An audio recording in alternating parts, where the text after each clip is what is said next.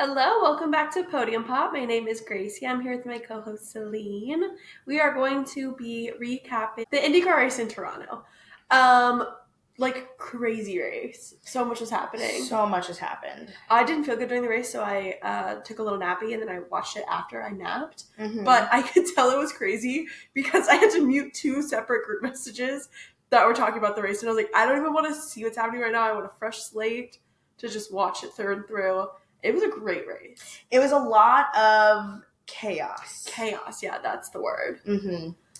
Crazy chaos. Should we talk a little bit about the weekend leading up to it? Yeah. Okay. So, starting out with practice and starting out with pretty much all of the sessions leading up to the race and during the race, there's a lot of concern over how slippery the track was. I know Kyle Kirkwood mentioned it, how it's, I think it was Kyle. I think it was. One of the slipperiest tracks he's ever driven on. That's scary. Scary.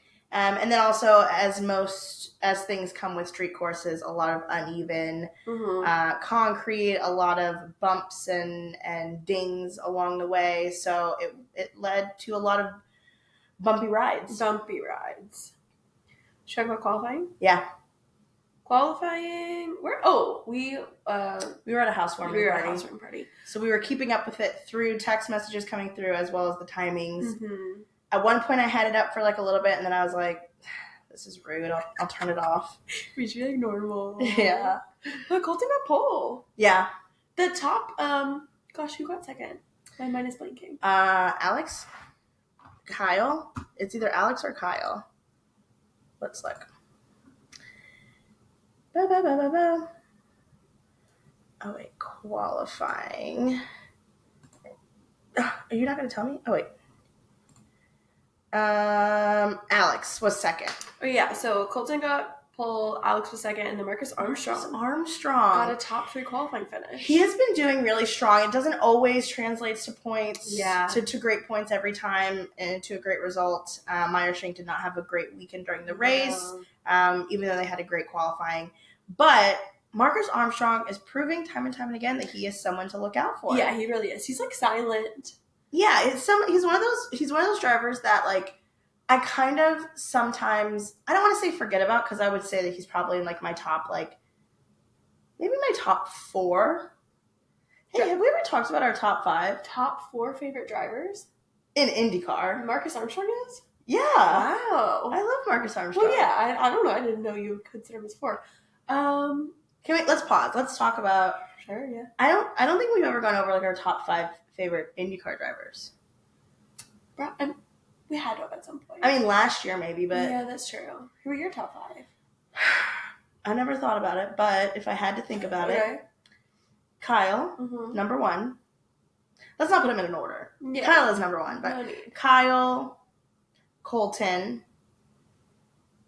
Marcus Armstrong,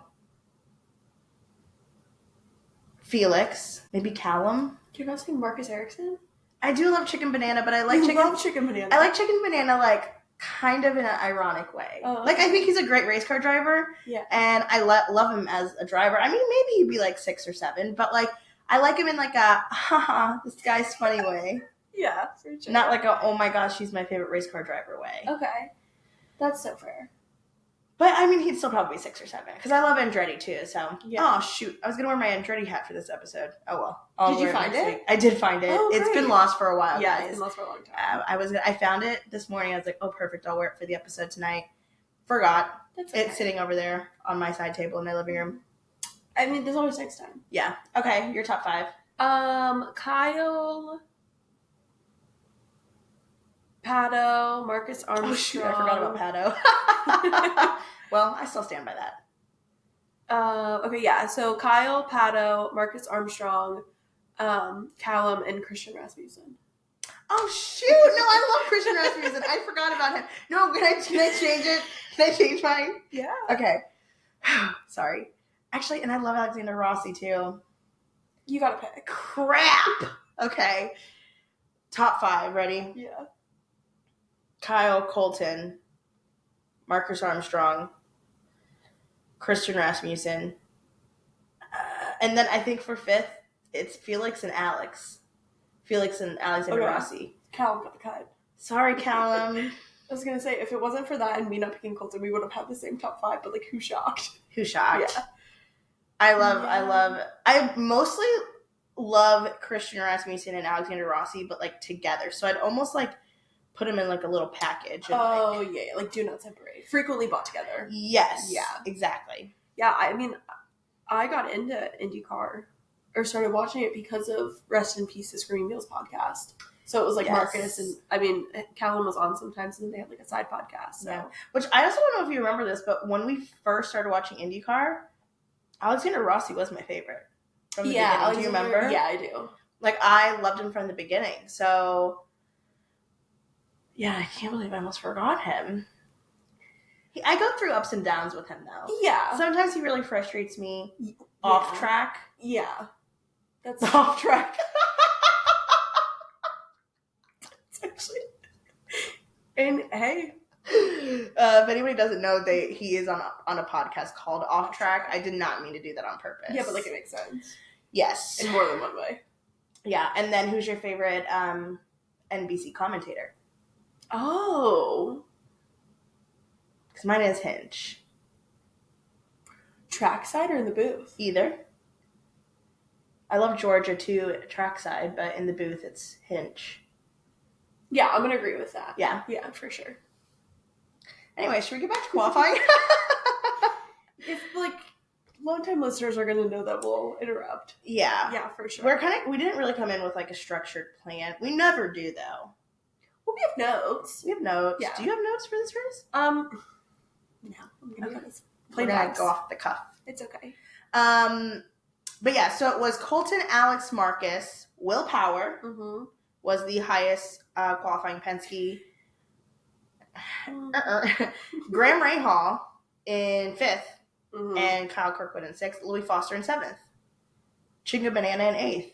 Oh, Chicken Banana was up there too. If anybody doesn't know, Chicken Banana is Marcus Ericsson. We refer to Marcus Ericsson as Chicken Banana. Why? Because he's one time did a TikTok sound to the song Chicken Banana, and then Andretti really, like, rolled with it, and I fixated on it, unfortunately, and he'll always be Chicken Banana to me. Yeah, that's Chicken Banana to us. Like, it was, Charles Leclerc's first teammate. Who was it? Chicken Banana. Chicken Banana. Enough said. Nope. That's all you need to know. But yeah, for qualifying, I think some standouts. Graham Rahal up there. RLL is fantastic at qualifying. Graham Rahal specifically. I mean, Louis Foster's up there as well. 2 RLLs in the top 7. Yeah. They're cooking something. I'm excited about that. Renus VK qualified well as well. He also qualified in 9th. And then Pat O'Ward was in 10th. That's the top 10 right there. Yeah. Anything else to add about qualifying? No, let's get into the race because there were a lot of good strategy calls along with a bit of good luck that happened this weekend. A lot of good luck. So there were quite a few people that did not finish. Quite a few people. Which, let's just go through them real quick. Before we go through who didn't finish, we have to... Did not start. Oh. Yeah, 1 second. We have to stand 10 toes down and declare something. Okay. What are we declaring? I mean, I'll back you up no matter what, but I don't know what you're going to say. While we get it, we have developed a soft side for Joseph Newgarden. Oh, yes. You were scared. You didn't know what I was going to say. I did not know what you were going to say, but I agree. We understand some frustrations, but we have developed a soft side for Joseph Newgarden. I think at the end of the day, people that get hated on who are good at their job, a.k.a. Max Verstappen. No, yeah. Which, he's getting a lot of hate, not necessarily for being good at his job, but he's getting a lot of hate for how he handles the media. He is the classic Max Verstappen. And one thing about me is I'm going to have a soft spot for a angry man who's frustrated with his performance. Whoa, I should go to therapy.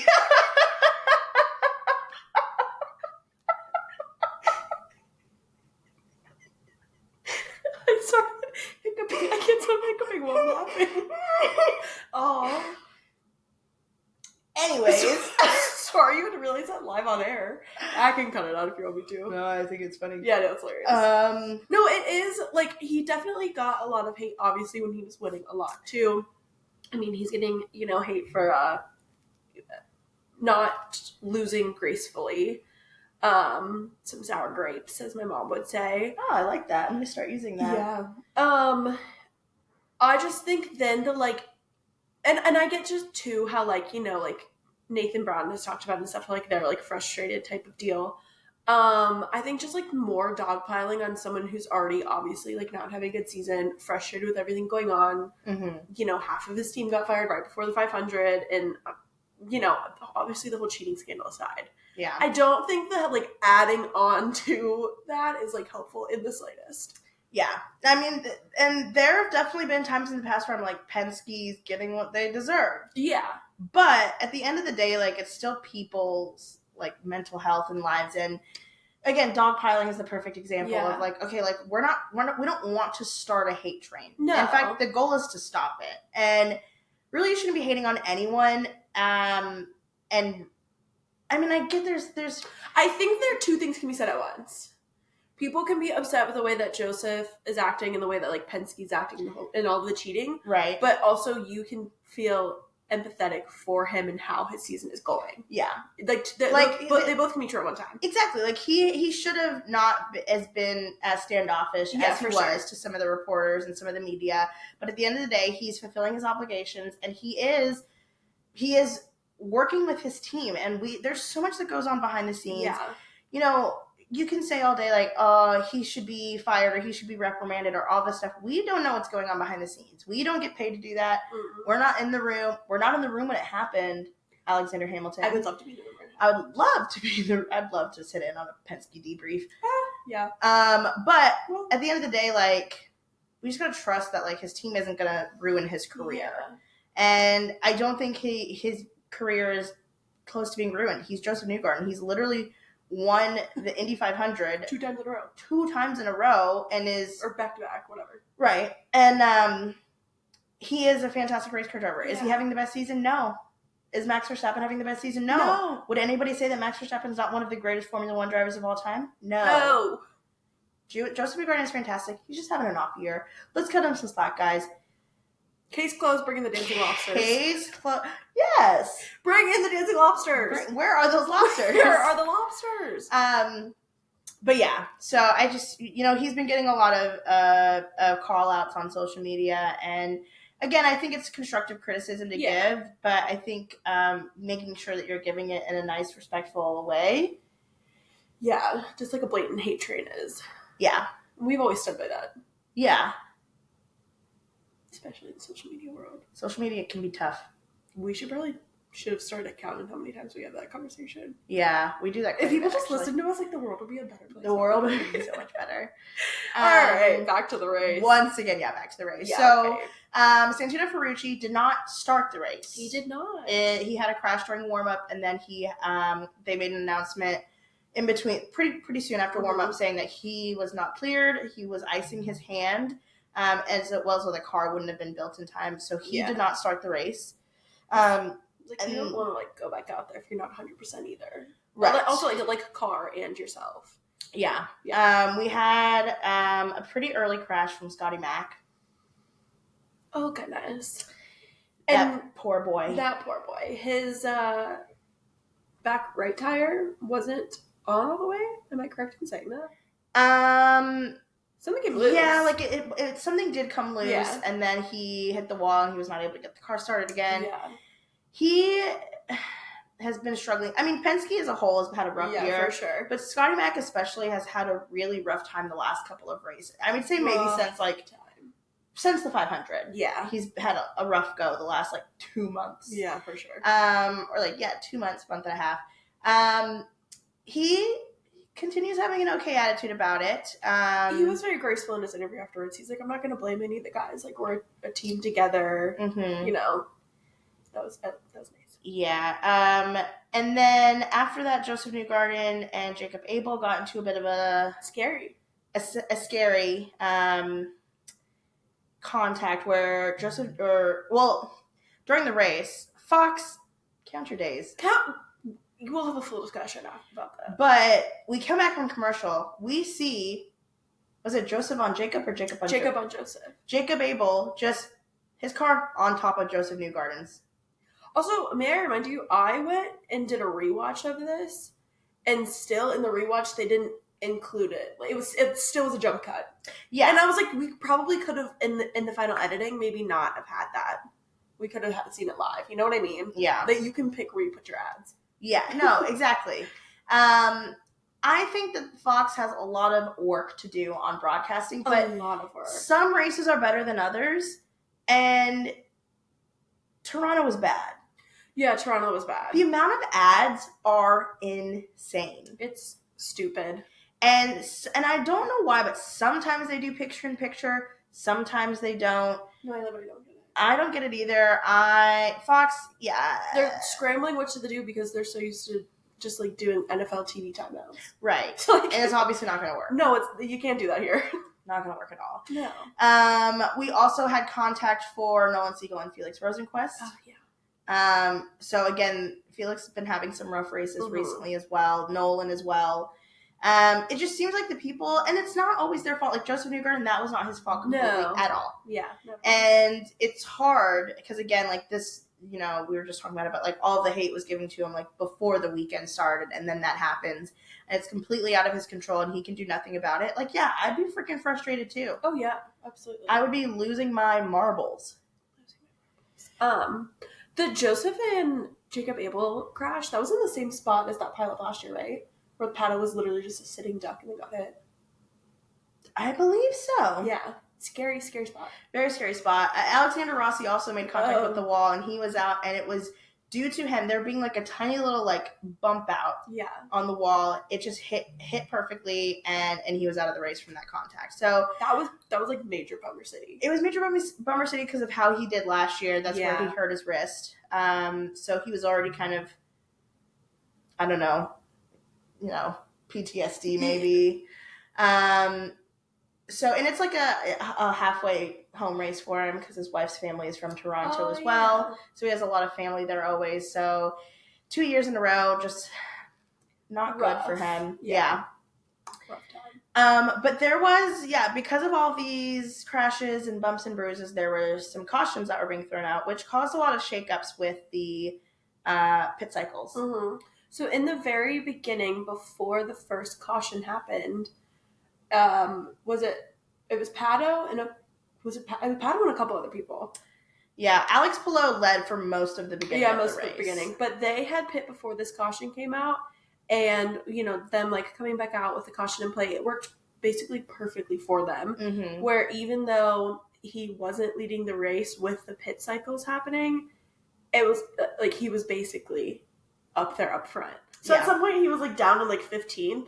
And then I was like, well, there's no way he's winning. And then it just, the way it shook out was crazy. Yeah, Pato had really lucky timing with the pit stops, where some of the other people that finished early, Renus and Kiffin, ended up just doing one less pit stop than everyone else. Yeah. So there was always, it was either going to be a 2-stop or a 3-stop for a lot of people. And just, it was based on like cautions and all of that. But I mean, it definitely came down to strategy, and some teams had it and some teams didn't. And despite Andretti not making it to the podium, the fact that they had 3 cars in the top 6 is great. Is really awesome. They had strategy down. Mm-hmm. Yeah, they really did. Also, just like unfortunately, Marcus Armstrong. Well, first of all, Marcus Armstrong hit Kyle coming into the pits. So yeah, Marcus. Oof. I remember because Celine. I called her and I was like, I haven't watched the race yet. Don't tell me anything that happens. And she was like, oh, like, you'll be, like, happy with how it ends. And I was like, oh, cool. And then I texted her, and then I was like, happy with how it ends? Marcus hits Kyle in the pits. What do you mean? I was like, what do you mean happy how it ends? Yeah. Yeah, that was another bummer city. Mm-hmm. You got a penalty for that, right? I would assume so. I don't remember. Just, how we're talking about Meyer saying he finished not... He finished in 14th. Yeah. Yeah, so like I said, they had a great qualifying. They did not finish quite where they were wanting, and it came down to strategy and that penalty. Yeah, for sure. Can we talk about the podium? Do you have anything else you want to go over during the race, or? I loved this podium, guys. Pato got a win. So a win. While I don't necessarily McLaren's not my favorite IndyCar team, I still feel pride for them because of McLaren F1 team. Yeah.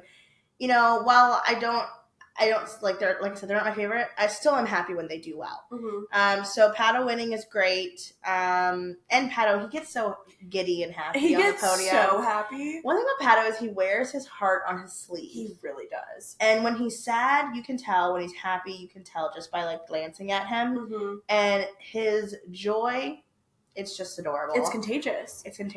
And then it's second and third. First of all, in second, Rinus VK in a Dale Coyne Racing car in second on the podium. He did great.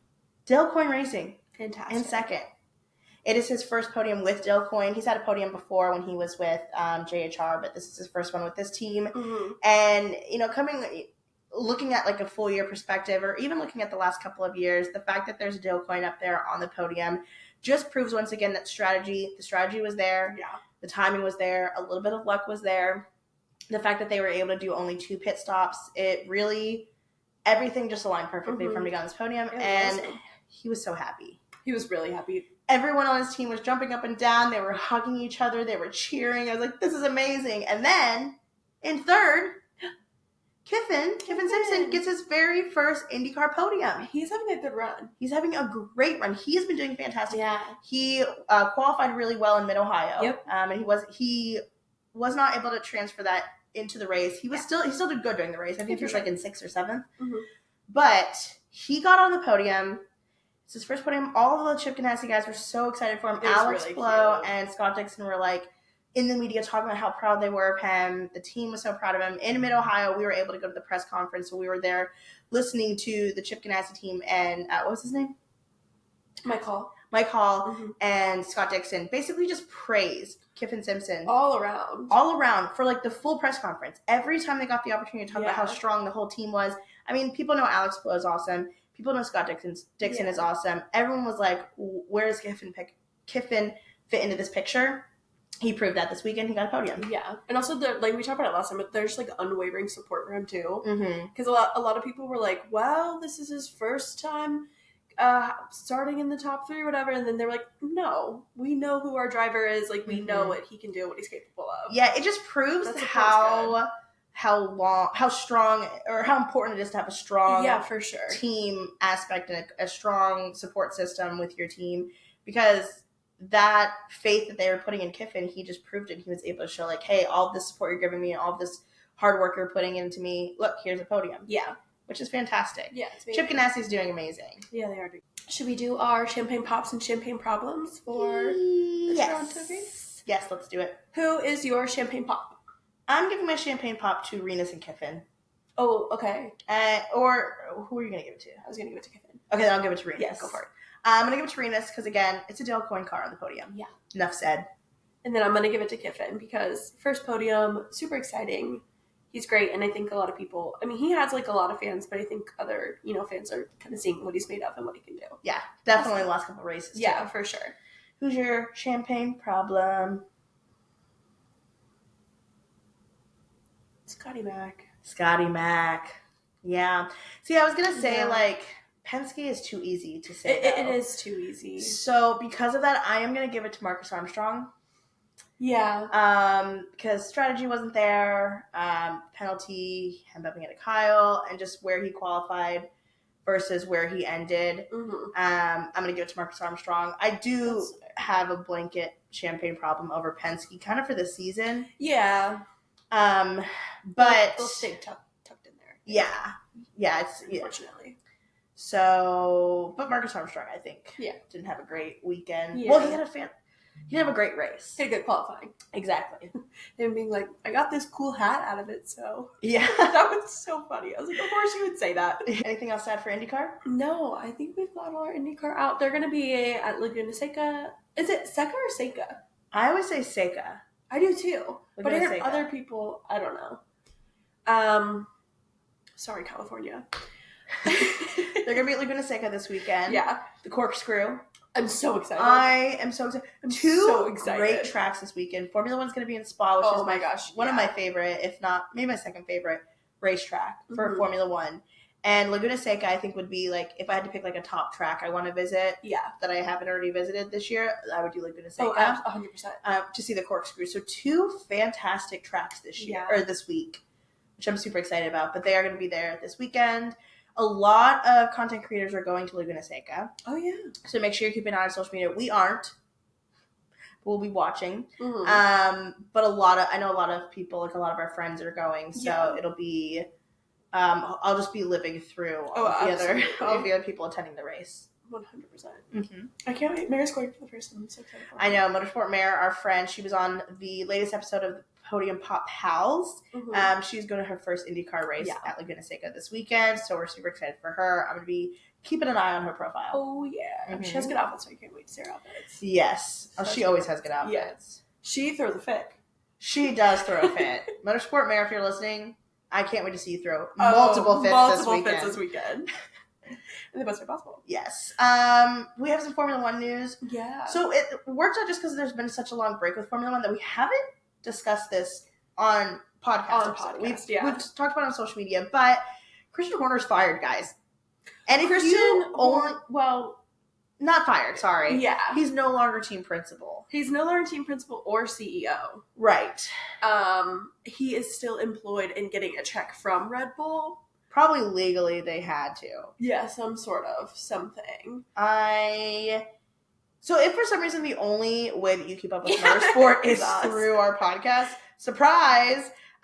If you keep up with motorsport at all, though, you probably heard about this news. But, I mean, the conversations that everyone's been having about it is that quite literally it should have happened a while ago. Oh, yeah, absolutely. There's been plenty of cause for it, and we don't know the reason. There's still the big question is, did Christian Horner get fired because Max Verstappen signed with Mercedes? Or did Christian Horner get fired for Red Bull as a last-ditch effort to keep Max from signing at Mercedes? Or is Max even caring about Mercedes at all? No, literally. Because I think there's always speculation, but, like, it could all be speculation. It could be, like, he's just, like, chilling, and he's like, guys.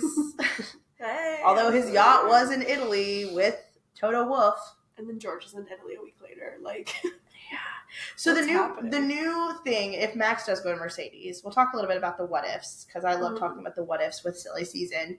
If Max go to Mercedes, the question then is who leaves, George or Kimi? Yeah.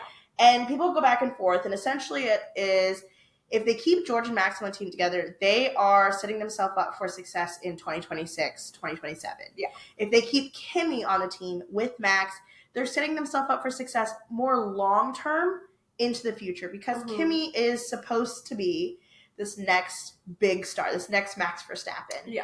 And he has proven this year so far that he has that potential. He is doing fantastic. And he's still, he has a podium. It's just that George is still outscoring him. It's his first year. But that always leaves the risk of, say they keep George, that always leaves the risk for another team to swoop in and get Kimi.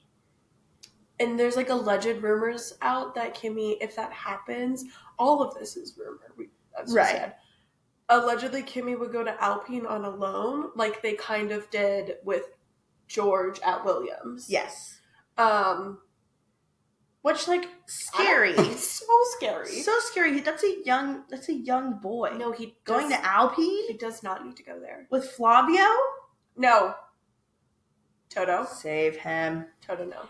But I don't know. I truly don't know which one I would pick if I was Toto. Oh, gosh, I don't know. Good thing I don't get paid to make those decisions. No. What if Toto Wolff asked me to make the decision? What am I going to do? You guys don't answer the call. Don't pick up. Part of me really wants to see Max and George's teammates. I think it would be so funny, and if Mercedes knew how to do marketing and media to appeal to the most important audience, aka me and Gracie, they would do a reality show segment series where all they do is film Max and George's every single interaction. Please. I'm talking like Big Brother, like Love Island status. Like I need eyes on the live camera feeds. If they are in the same room, I should be there viewing that. Gold. And I would watch every second of it. Gold. It would be fantastic. 5 stars in my household. Yeah. Although I would also love to see the teammate interaction between Max and Kimmy. That'd be really good. That like I wouldn't be upset with either of them happening. I think I would the most be upset and be like, where is George going? Where is George going? Yeah, because then it always leads to the question, okay, there's technically a seat open at Red Bull, although it's, most likely that they would bring Isaac up, but then people are saying that Yuki might be going to Cadillac, so it'd leave another spot open. If Yuki goes to Cadillac and Max goes to Mercedes, Red Bull is sitting there with 2 open seats, which means that they will have 2 new Red Bull drivers next year.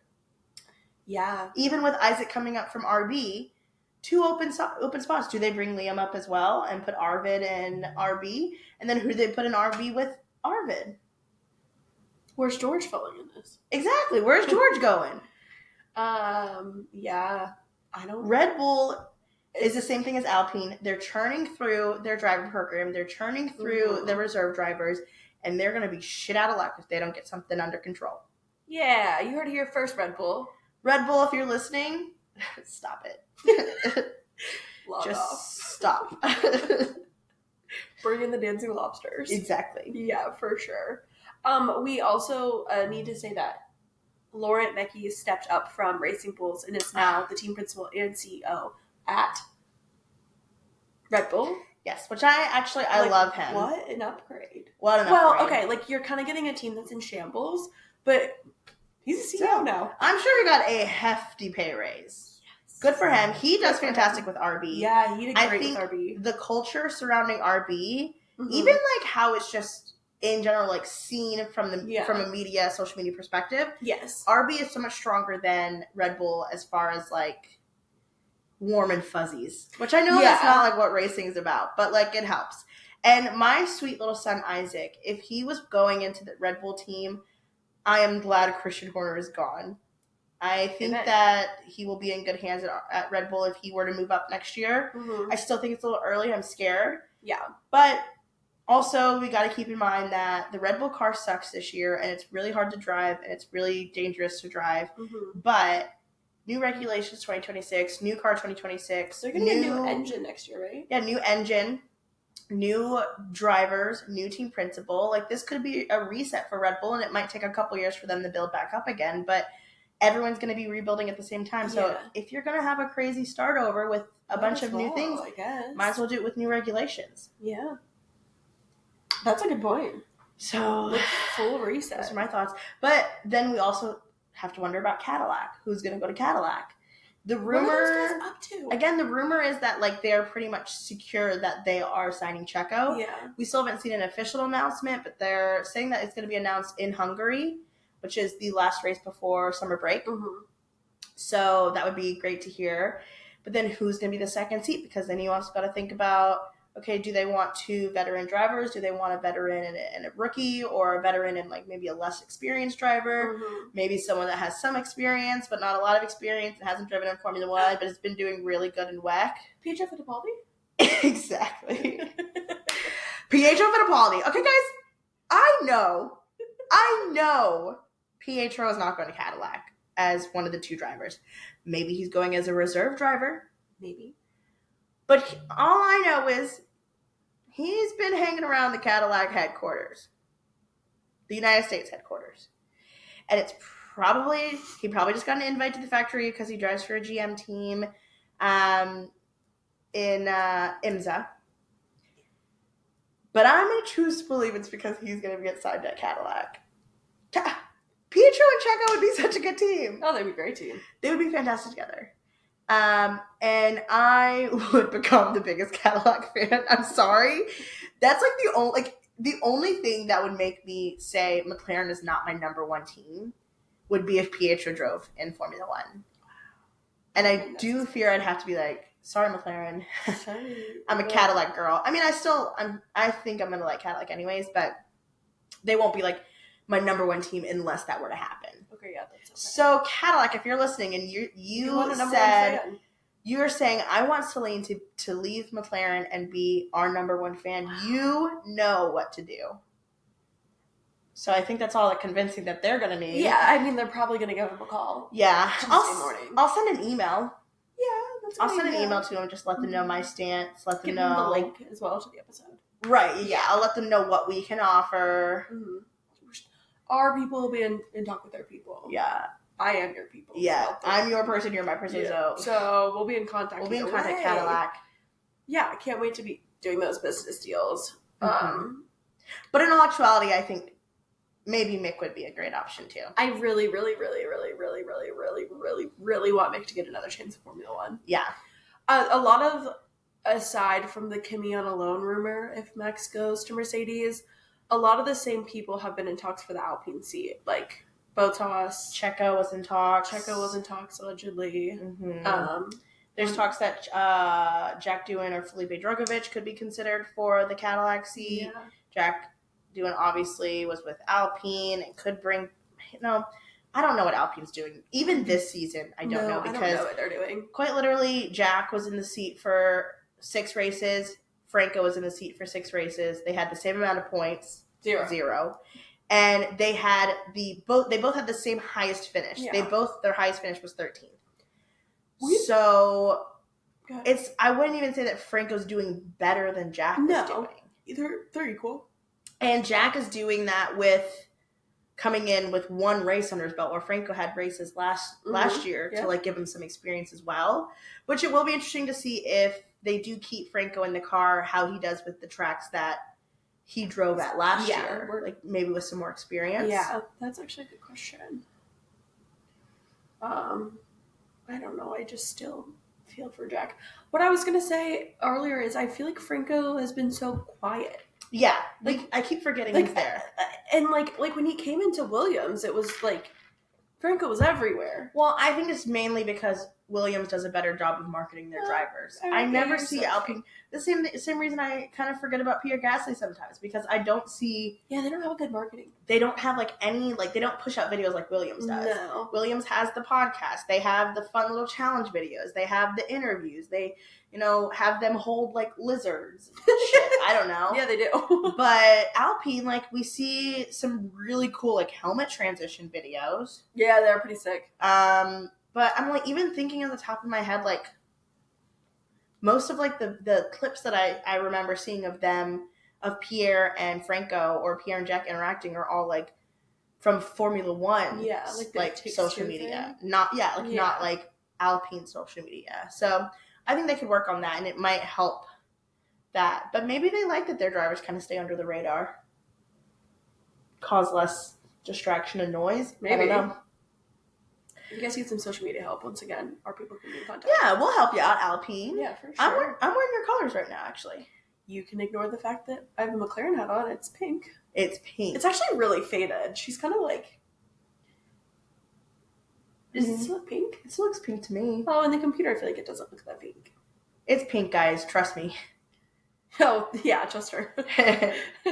So, anything else to add about Formula One news or motorsport news in general? No, we had Spa. I'm so excited. I love Spa. It's supposed to be a rainy weekend. Of course it is. Yeah. It's Spa.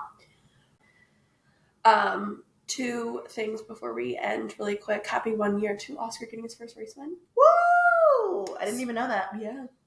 Speaking on that, if Lando and Oscar get 1-2 in the sprint, in switches, they'll go into Hungary tied. So, what a crazy place to go. If Oscar wins sprint and Lando gets second, and then if Lando wins the race and Oscar gets second, then they'll go in tied. I think if I read that fact right. And Hungary is a tough track for them. Yeah, the horrors. The horrors of Hungary 2024 for the McLaren girlies. Yeah. I'll never know peace. I still will never forget just me, you, and Ryan watching it. I'm sitting curled up in a ball, plugging my ears at those radio messages. Oh, it's so bad. It was so bad. Scary. Yeah. Now that's a scary race. That's a scary race. Yeah. For sure. It'll be interesting. Yeah, we'll check in with the standings. We'll do an episode for the Formula One race and an episode for the Indycar race next week. kind of doing some recaps about it, as well as if there's any other motorsport news. Maybe we'll get some announcements coming out about, who knows, maybe Thursday, Media Day, we'll hear a little bit about Max and Mercedes. Oh gosh, we should just, if you pray, manifest, whatever you do, be thinking about Max Verstappen this weekend. Yeah. Oh, sorry, Thursday. Keep in your thoughts and prayers. T's and P's for Max Verstappen. His Media Day is going to be horrid. With Christian leaving, with his rumors, with him allegedly meeting Toto. Oh my god, he's going to freak out. Yeah. My favorite genre of picture is Max Verstappen looking absolutely miserable, surrounded by media mics. There's multiple instances about it. So many. One is the wallpaper on my phone sometimes. That's a good wallpaper, actually. Good wallpaper, yeah. But at least in that one, the one that I have it on my phone, the first picture I'm thinking of is right after the whole incident where basically he refused to talk at the press conferences in 2024 because he was getting fined for cussing or being inappropriate. Mm-hmm. And he's like, I'm going to do my press conference outside. It's like that scene in Step Up 2. Step Up 2, they won't let them participate in the dance competition on the inside. So he said, we're taking it to the streets. And they do their dance routine out on the streets in the rain. That. Oh, and that's quite literally what Max Verstappen did for the press conference last year in 2024. Yeah, absolutely. He said, we're taking it to the streets. As he should have. Let's do it out there. But in the more recent one that happened, I think a couple of races ago, it may have been the last race, all blowing together, he just looked sad. No. Like, quite literally miserable. Like, it didn't have as much, like, joy. The first one had aura. The first one had aura. The first one was like a little like, he called it basically. And he was like, hey guys, I got some news. Let me speak on it. Mm-hmm. Versus, this one is just, it looks kind of sad. So. I'll pray for him for sure. Yeah. Keep him in your thoughts. T's and P's. Oh, good luck, Max Verstappen. All right, on that note. Before we go, though, don't forget to follow us on social media. Make sure you are liking and subscribing here on Spotify and YouTube. TikTok, Instagram. Oh, Celine and I both just made personal Podium Pop Twitter accounts. Oh yeah, we're back on Twitter. Yeah. It's fun. Yeah, you've been tweeting up a storm. I've been tweeting up a storm. I think I need to like let my thoughts run free. Yeah, it's like kind of crazy because like I feel like when we post on TikTok and on Instagram, like it's really like thought out. And we always, because it's a shared account, like I was like, hey, Gracie, I'm going to post this, or hey, I'm going to post this. But on Twitter, like, I just spit things out. I was like, I need to turn notifications and see what you're up to. Yeah. So go follow us on Twitter. I think ours are different. Yours is Podium Pop Gracie, mine is Celine Podium Pop. Yeah, Celine Podium Pop? Yeah, I switched to Podium Pop. Oh, so maybe we should make it together. Make it the same. Should it match? Maybe. I can change mine to Podium Pop Celine. No, you should do Gracie Podium Pop. So that, like, because sometimes if it doesn't show you the full name, it'll just be Podium Pop, Podium Pop. That's all they'll see. Does that make sense? Yeah. Well, do what you want. I'll see what I won't tell you what to do. Anyways, go follow us. Yeah. That's all. Bye. Thanks for watching.